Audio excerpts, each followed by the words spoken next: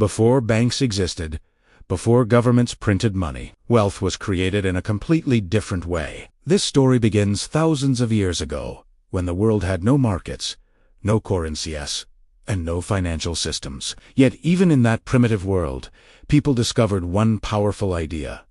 Trade creates wealth. Very early tribes realized that if one group had grain and another had cattle, both could become richer. Simply by this simple trade was the first form of economics. But soon, humans faced a problem. Grain could rot, animals could die.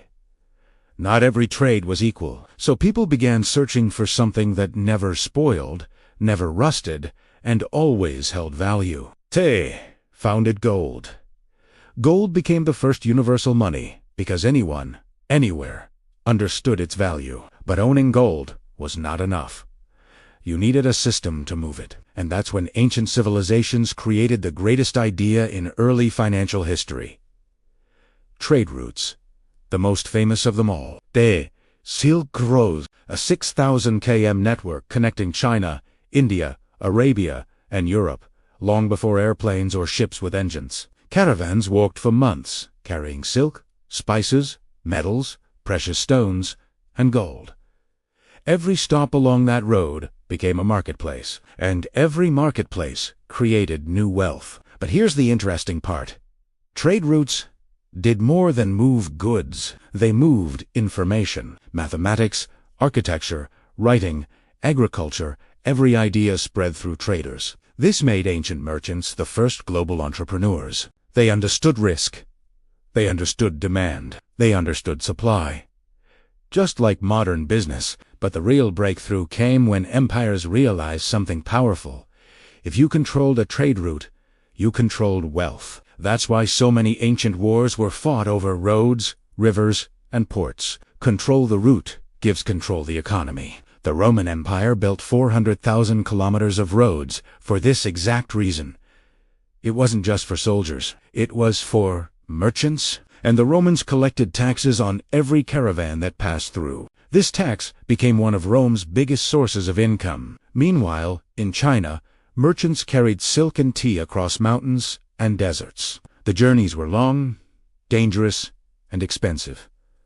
But the profits were massive. A single caravan could return with enough wealth to fund a small kingdom. Over time, these merchants invented new financial tools, like early versions of contracts, profit sharing, and even the first type of insurance. If a caravan failed, the loss was shared across multiple investors. This idea still exists today in modern finance. By the Middle Ages, trade routes shaped entire countries.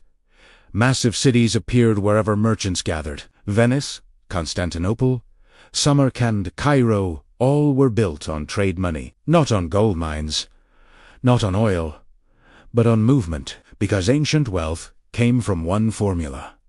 Goods plus distance plus demand equals profit. Today, the same formula applies to global shipping, airlines, and e-commerce. The world changed, but the rule of wealth never changed. Those who move value create value. Even modern billionaires follow the same ancient rule. Amazon moves goods. Apple moves technology. Meta moves information. Banks move money. It's all the same principle used by merchants 2,000 years ago. So the next time someone talks about wealth creation, remember the real origin of wealth wasn't banks. It wasn't governments.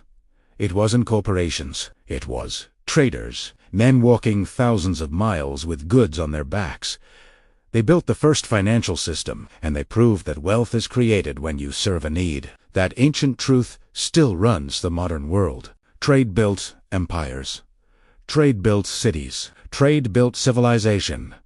And trade is still building the future. Wealth has always belonged to the people who move first and move farthest. Just like the ancient merchants who invented wealth itself. And as centuries passed, every civilization that mastered trade gained power, influence, and stability because wealth followed the routes they controlled. Meanwhile, societies that ignored trade stayed isolated, weak, and dependent on others who understood how movement created value. The balance of the ancient world shifted not by armies alone, but by the silent flow of goods, crossing deserts and seas. Even kings bowed to merchants because gold flowed through their hands, shaping policies, alliances, and entire economies. The earliest banking families were not rulers, but traders who stored wealth and loaned it to travelers for protection. These traders accidentally created the blueprint for future financial systems without knowing they were building history. Every caravan that left a city carried more than products.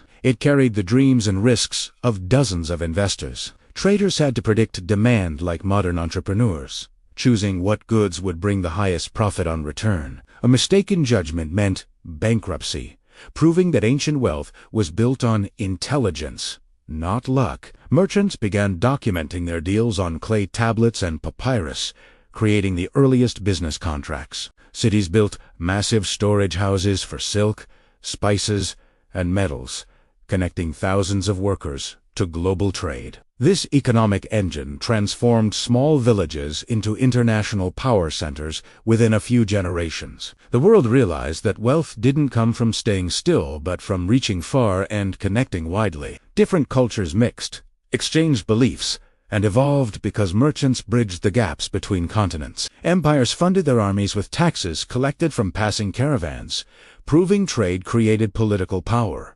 The most successful traders were those who understood risk management long before it had a name. Some merchants even formed alliances like early corporations, pooling resources to dominate specific routes. This teamwork allowed them to move rare goods in massive quantities, increasing profits for everyone involved. Innovation followed trade as new tools, weapons, and technologies spread quickly across the Silk Road. Even simple ideas like the wheelbarrow or compass reached new lands through merchants, transforming industries. Great thinkers traveled these routes, exchanging philosophies that shaped future civilizations. Trade wasn't just about wealth, it was about knowledge, cooperation, and global progress. Every major empire rose by controlling ports, rivers, and roads that connected them to the world. The downfall of civilizations often began when their trade routes collapsed due to wars or natural disasters. History proved repeatedly that wealth follows stability, and stability follows secure trade networks. Merchants protected these networks with huge investments in safety, escorts, and innovative transport methods. Some traders became legendary for their long-distance journeys that connected unreachable markets. These explorers opened new trade paths that reshaped the global map of power and influence. As demand increased, empires competed fiercely to control the most profitable segments of these routes. This competition sparked advancements in shipbuilding, navigation, and road construction across the ancient world. Wealth multiplied wherever these new technologies reduced travel time and increased trade flow. Merchants hired scribes to document profits,